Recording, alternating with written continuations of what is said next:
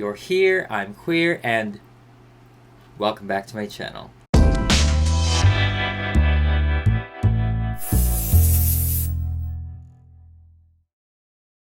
I am so excited to be presenting you something new, something fun, something quite interesting, I would say. Oh my god. For this video, I will be customizing this vinyl pop figure. As you can see over here. It is the Bo Peep one. It's called Pop Disney 727 Bo Peep DIY. So I didn't know this was a thing. I'm not really like a pop collector, so this is like one of the few. I do have a Maleficent one gifted to me by Lauren for Christmas, and so I guess I have two so far. And this is exciting. I found this in Michael's. That was easy. I love the clear stand. Oh, she's heavy. She's really cool looking. I love it. They move. Oh, I didn't know the hands move. Oh, no, not the hands. But I didn't know the head moves. Okay, that's kind of fun. I love that. So for this, oh my god, I'm so used to saying doll, but now I do have a plan for this one because I wanted to do something new and fun with this Bo Peep. I'm not gonna give her the traditional Bo Peep colors. I actually want to give her this look that I've seen on Instagram, and I'll put it up over here. It looks like a springtime muted pink kind of look. It's very ethereal color-wise. I love the pop of teal ribbons here and there, and I feel like it's just a unused model of Bo Peep. For her face, I want to do something new as well. I've been really inspired by MACOTO Takahashi's art in general. I keep coming back to it, and I actually have one of his books over here. It's just like an art book, and it's so cool. It's very nice. He is known for that beautiful eyes that he does. I love Makoto Takahashi's art style in general. I am so drawn to it. I love the details. I love how he does his eyes. I love the hair. Just overall, his art style is something that really inspires me currently. And I'm just so obsessed with it, and I kind of want to do that for this Bo Peep. At first, I wanted to give her like a Red Riding kind of look, but then I'm like, should I make her gothic? Or this, should I make her look like Makoto Takahashi's artworks? And this is the rough sketch that I did on my iPad. I think it's really cool because I wanted a clear vision of what I want. I want it to be focused. I don't want to get distracted. I mean, so far on the mock-up, it looks really great. So hopefully I can do that in person. So as you can see, for her hair, I kind of gave her these curls, which is very apparent in Makoto Takahashi's drawings. Of course, we have to do the eyes for Bo Peep. This is such an iconic look. I'm still not entirely sure if I'm gonna give the lips or not. I'm really excited to tackle Miss Bo Peep over here, and I can't wait to see the final look. If you guys want to see me do more of these for the future, maybe like, you know, the gothic one that I mentioned, or a Red Riding Hood or something like that, I don't mind having a plethora of variations of different Bo Peeps. Let's go ahead and take this journey. I hope you guys stay with me, and wish me luck. So here we have the DIY Funko Pop Bo Peep. As you can see, she is very clean, no colors at all. She's not completely white. She's almost on the gray scale, which is kind of cool because then you can really push colors in. It's a good medium. So I will be using the same exact thing, acrylic paints, pencils, and all that, and I'll list it while I'm doing it. So let's go ahead and start giving her some skin with some acrylic paint. Now this one, we definitely have to be careful. We have to water it down so it's smooth. Especially because it's skin, you kind of want to make it as smooth as possible, and sometimes acrylic paint can be a little chunky at times, and so you have to sand it and all that. So yeah, I'm just trying to get into all these nooks and crannies.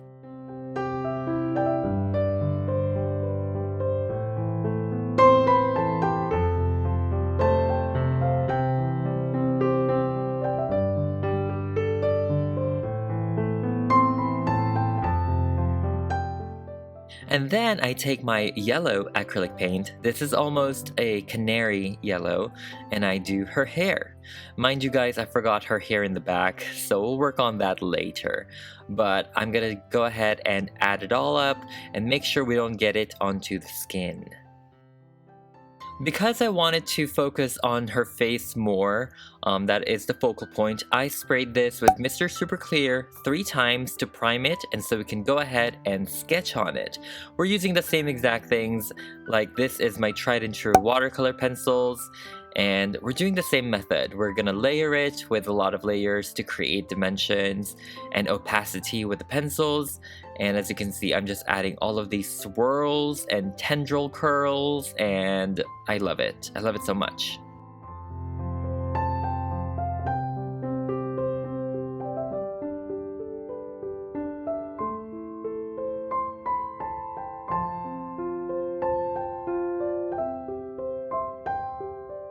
Because this Funko is actually quite small in some places, you do have to be careful when you're drawing. I did get markings on her face here and there. Thank goodness it was easy to erase. So make sure when you do get it on her, somewhere around her face, just to erase it. And also make sure that when you're doing the hair, you add lowlights and highlights. Because we did spray her with Mr. Super Clear, pastels, chalk pastels, will work flawlessly for this one, and so why not give her some shading around her hair and her entire face later? Why not? This will definitely bring out a dimension for her hair. It would make it pop a lot more, and just adding artificial shadows onto it will just bring it out completely.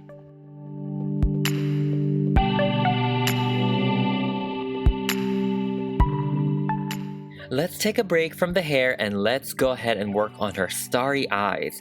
As you can see, I'm starting with a caramel color pencil. Even though there is some guidelines to the mold of the eyes, you still kind of want to be careful because erasing here and there is inevitable and you want to make it easy to erase. My main goal was to merge Makoto's designs and also the classic Funko Pop eye look, you know?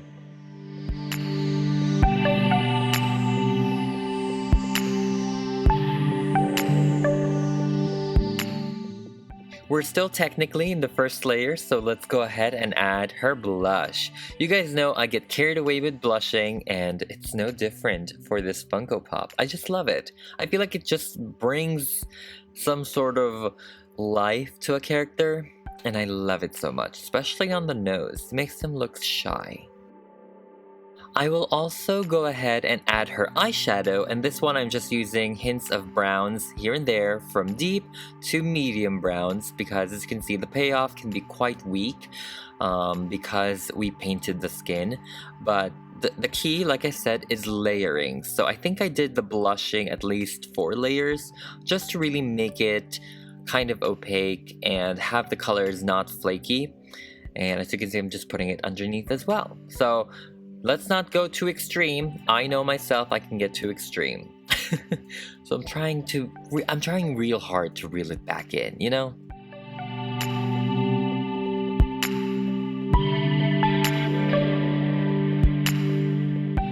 For her eyebrows, I did want it to be a little bit thinner than the usual Funko Pop style because that is Makoto's style. His style is always thin eyebrows, very, very soft, and very just innocent looking. So that is the main goal also for this one.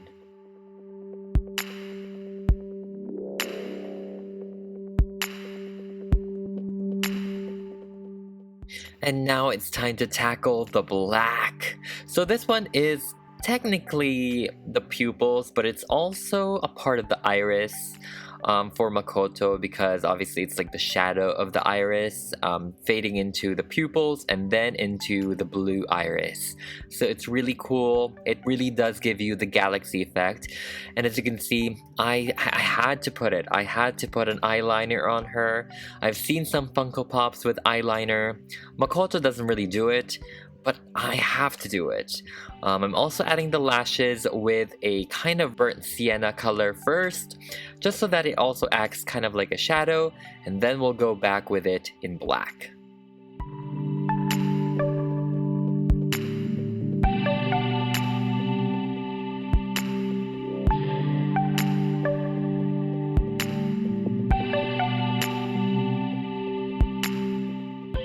And now here is the debate I had going on in my head. I'm like, to put a mouth or not to put a mouth? But I really did ask Lauren, and she was like, if you put the mouth, it would be a little more unique than the other Funko Pops because, you know, usually they don't have mouths. So I'm like, you're right, you know, you're right. And it will push the Makoto style a lot more. So I'm like, alright, we'll do it. And I think she's cute.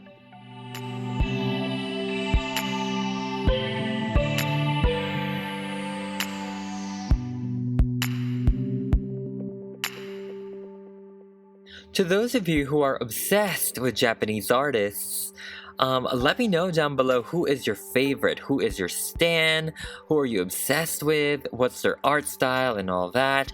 I'd love to know more. I may be obsessed with Japanese culture, fashion, and makeup trends and anime manga, but I don't know all of them, you know? So please, please, please let me know and share it down below. I'd love to know your stans, and thank you.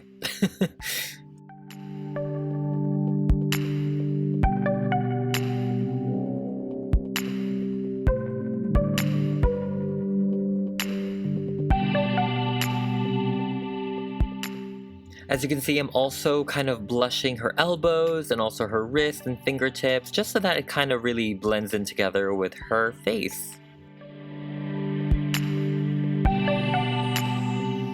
To really marry the blue iris for the rest of her eyes, I took this really, really small brush and I kind of like diffused it together and blended it. So I thought it was a really cool effect.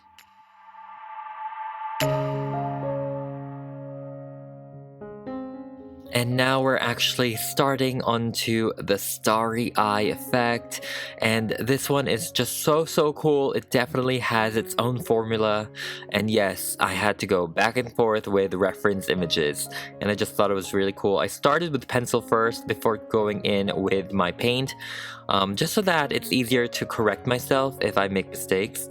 And I thought it was really cool, so just sketch it out first and then go back in with acrylic paint.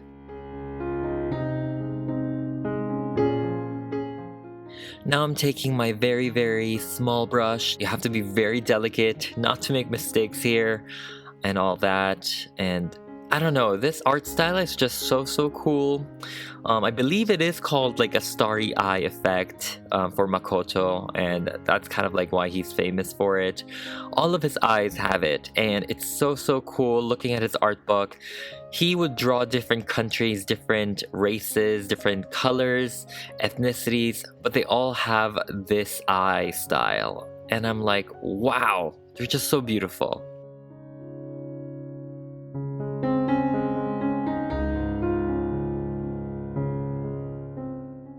And we pretty much have our Funko / Makoto Takahashi inspired Bo Peep finished. Well, her face. And I am so obsessed with it. It is so cool, and wow. And this is like the moment I realized, oh my gosh, I forgot to paint her hair in the back. So let's go ahead and do that.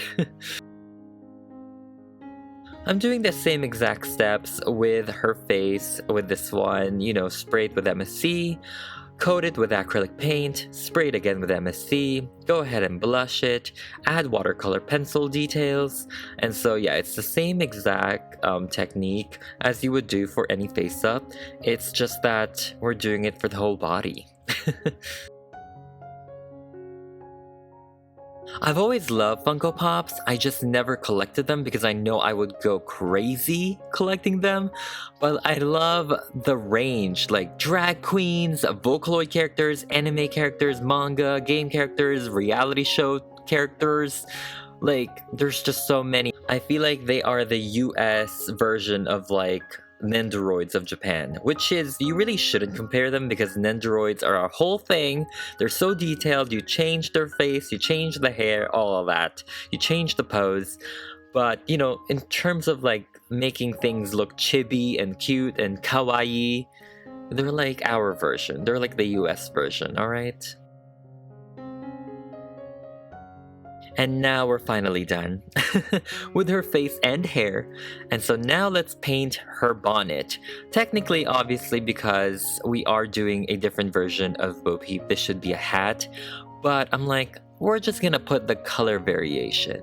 This is like if you were in a fighting game and you get just different color variations of a game character, but you should be getting different skins in general. You know, we gotta work with what we have sometimes. So I'm just painting everything with the same exact pale pink.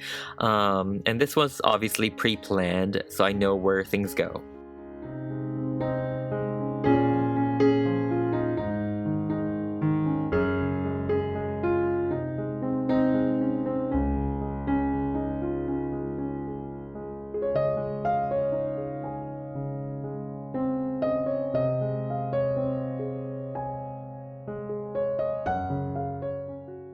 And now I'm going in with a little deeper baby pink for the trims and also some shadows of her skirt. Just detailing. And by the way, just so you guys know, I mean, obviously this is a heavily edited footage, but there were a lot of like bumps on the road in terms of me painting over her skin, me painting over her already painted dress. Like there was just a lot of overlapping. The tiny details is just, oh my gosh, it was too much sometimes.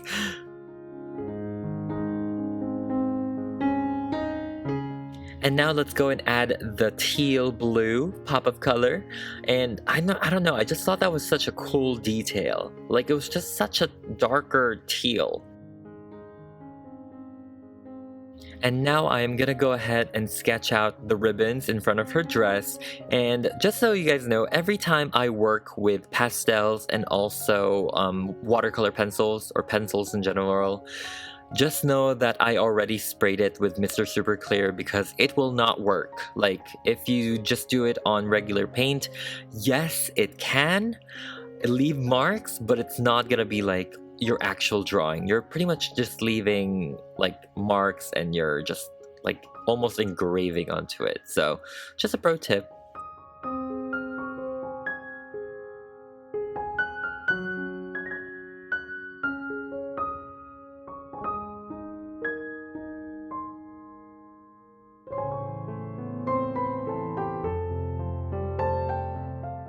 And now I'm giving her Mary Janes, her black classic Mary Janes that I took out from the actual Bo Peep doll that I made last year. So I'm giving it back now, just because I don't have a choice. And I decided last minute to actually blush the entire thing. I was just gonna blush her hair and also her skin, but I'm like, why not blush her bonnet? Why not blush her dress? Her everything? Why not do it? Why not add dimension and life onto it? Artificial shadow, give the fabric of the bonnet, the fabric of the dress some dimension and texture. Why not? And so I did. And I think I at least did like 3 layers. As you can see over here, I am guarding her hair because I don't want to be erasing those pink blushes from her hair. So just make sure to guard things. This is like a paint guard and all that. So, but with blushing. So blushing is fun. Contouring is fun. Pastels are fun.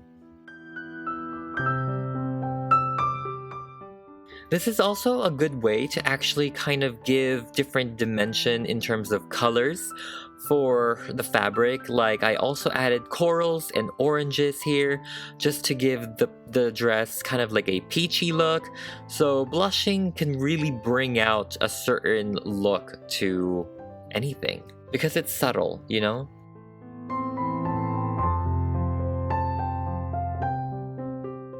Are you guys ready to be satisfied? Look at that. Look at that. Oh my gosh. Oh, damn.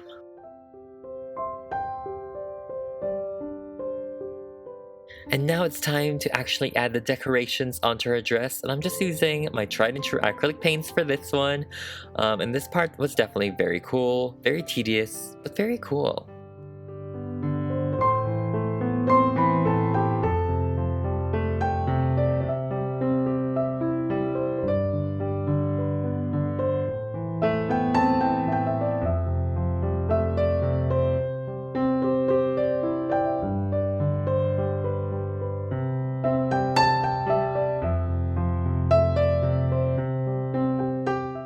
Now she had a decoration of flowers. The image is very unclear and kind of blurry at certain angles, so I just kind of made it up. There is a back view, so that's cool. I know not to put flowers there, just to the sides and stuff. So, you know, I did what I can with that one image of Bo Peep in that springtime dress.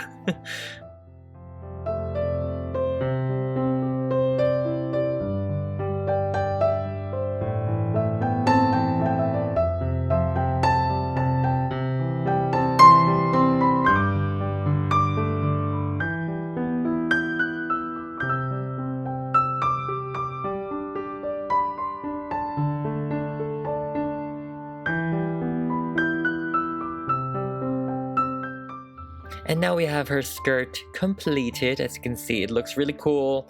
If this was a real doll, it would probably be embroidered.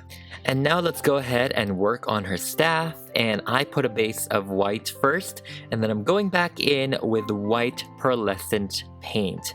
And I just kept it white because it is a different dress, it's a different look, and I thought she deserves a different staff. So, yes.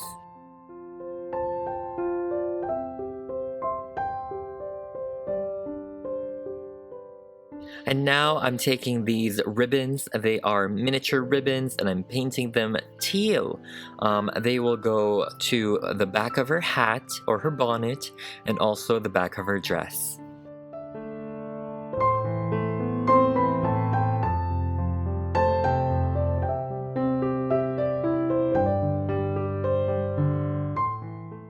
Now I'm also taking these cute ribbons. I believe I got it from Daiso. Actually, it says right there, Daiso. And I'm just gluing 3 of them onto her bonnet.